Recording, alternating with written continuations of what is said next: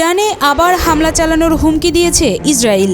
দেশটির প্রতিরক্ষা মন্ত্রী ইসরায়েল কাদ হুঁশিয়ারি দিয়ে বলেছেন, এবার হামলায় আরও বেশি শক্তি প্রয়োগ করা হবে। ইসরায়েলি বিমান বাহিনীর একটি অনুষ্ঠানে এই কথাগুলো বলেন তিনি। কাজ এমন সময়ে এই বক্তব্য দিলেন যখন ইরানের পরমাণু প্রকল্পগুলো নিয়ে একটি প্রতিবেদন প্রকাশ করেছে মার্কিন সংবাদ মাধ্যম the New York Times. The New York টাইমসের প্রতিবেদন বলছে, গত মাসে যুক্তরাষ্ট্রের বোমা হামলার পরও তেহরানের কাছে কিছু সমৃদ্ধ ইউরেনিয়াম রয়ে গেছে বলে ধারণা করছে ইসরায়েল।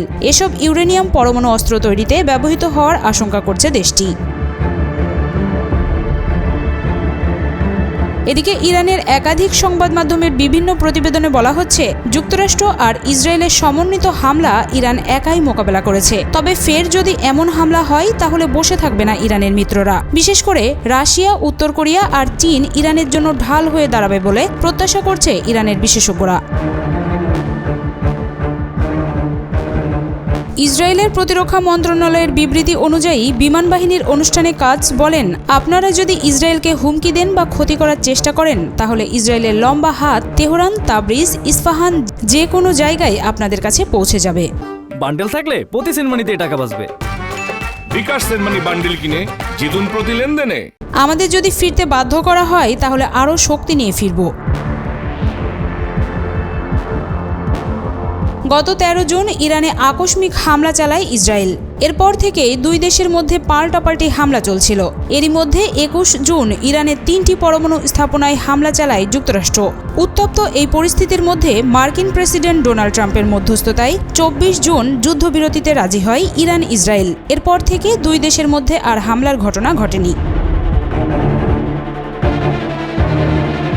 ইসরায়েল ও যুক্তরাষ্ট্রের মাথা ব্যথা মূলত ইরানের পরমাণু প্রকল্পগুলো নিয়ে। প্রকল্পগুলো শান্তিপূর্ণ কাজে ব্যবহার করা হচ্ছে বলে ইরান দাবি করলেও যুক্তরাষ্ট্র ও ইসরায়েলের অভিযোগ, পরমাণু অস্ত্র তৈরির দিকে এগোচ্ছে তেহরান।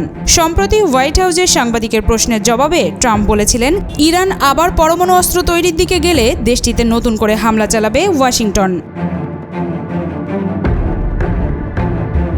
21 জুন ইরানের ফর্দো, ইস্পাহান ও নাতানজ পরমাণু স্থাপনায় হামলা চালায় যুক্তরাষ্ট্র। ট্রাম্প শুরু থেকেই দাবি করে আসছেন, ওই হামলায় 3টি পারমাণবিক স্থাপনায় পুরোপুরি ধ্বংস হয়ে গেছে। এরই মধ্যে গত সপ্তাহে মার্কিন প্রতিরক্ষা দপ্তরের মুখপাত্র শন পার্নেল সাংবাদিকদের বলেন, আমরা ইরানের পারমাণবিক কর্মসূচিকে 1 থেকে 2 বছর পেছনে ঠেলে দিয়েছি। ইসরায়েলের সর্বশেষ হিসাব অনুযায়ী হামলায় ইরানের পরমাণু কেন্দ্রে থাকা 18,000 সেন্ট্রিফিউজের বেশিরভাগই ধ্বংস হয়ে গেছে। তবে 60% মাত্রায় সমৃদ্ধ সব ইউরেনিয়াম নষ্ট হয়নি। কিছু ইউরেনিয়াম এখনও ইরানি বিজ্ঞানীরা ব্যবহার করতে পারবেন। ইসরায়েলের এক কর্মকর্তা হুঁশিয়ার করে বলেন, কেউ যদি সেই ইউরেনিয়াম সংগ্রহের চেষ্টা করে তবে ইসরায়েল আবার হামলা চালাবে।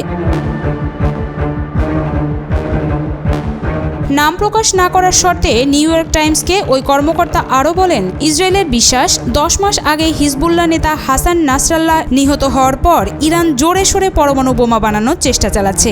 এই সংক্রান্ত প্রমাণ নিয়ে যুক্তরাষ্ট্রের সঙ্গে আলোচনা করা হয়। এরপর 13 জুন ইরানের উপর হামলা চালানোর পরিকল্পনাকে এগিয়ে নেয় ইসরায়েল।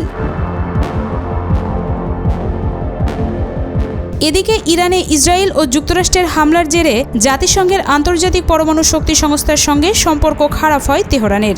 এরই মধ্যে বৃহস্পতিবার সংস্থাটি পক্ষপাতদুষ্ট বলে অভিযোগ করেছেন ইরানের প্রেসিডেন্ট মাসুদ পেজেশকিয়ান। তিনি বলেছেন, ইরানের পরমাণু প্রকল্পগুলো নিয়ে IAEA কাজ করতে চাইলে তাদের দ্বিমুখী নীতি ত্যাগ করতে হবে। ইরানের রাষ্ট্রীয় সংবাদ মাধ্যমের খবরে বলা হয়েছে, বৃহস্পতিবার ইউরোপীয় কাউন্সিলের প্রেসিডেন্ট আন্তোনিও কস্তার সঙ্গে ফোনালাপে একথা বলেন ইরানের প্রেসিডেন্ট। হুঁশিয়ারি দিয়ে তিনি আরও বলেন, ইরানের বিরুদ্ধে যদি আবারও আগ্রাসন চালানো হয় তার জবাব আরও দৃঢ়ভাবে দেবে তেহরান।